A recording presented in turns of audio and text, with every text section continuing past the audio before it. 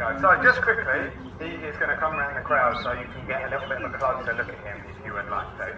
But fair warning again, just like the gross part with the owl, he is eating his dinner and they definitely do swallow it whole, okay? So it's even more gruesome than the owl. So if you would rather not see that bit, then please do not look too closely at it. It is absolutely up to you whether you close your eyes or keep them open. But if you aren't hiding behind your hands when he comes around, there's a couple of cool features on a falcon that you can try and have a look out for. They are small, so it's hard to see, but if you can spot them, they are very, very interesting, at least if you're a bird nerd.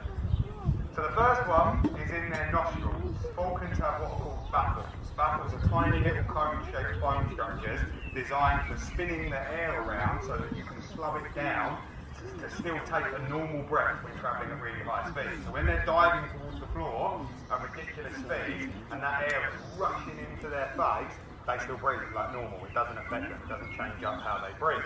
Then in their eyes, they have two sets of eyelids rather than one. They have their proper eyelids that go up and down with solid skin. They've even got little feathers on them, so when they close their eyes, it kind of looks like they've got no eyes because the feathers all blend in together. But then they've also got a set that goes side to side that's clear skin rather than solid skin.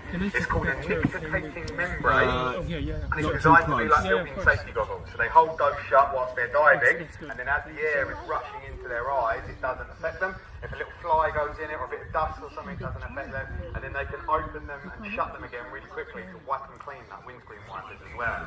So when they're diving towards the ground, they see perfectly fine and they breathe perfectly fine, so they are just like the ultimate little species.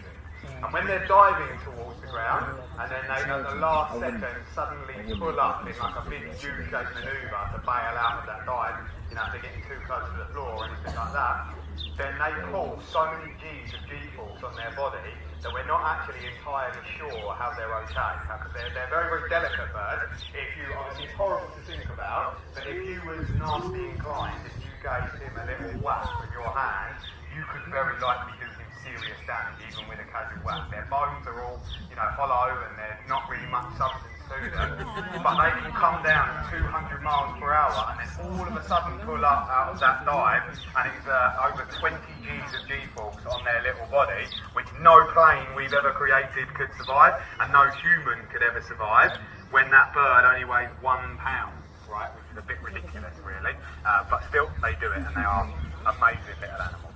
Anyway, he's going to go home now, and then we've got one last bird to come out and meet you. And to finish this off,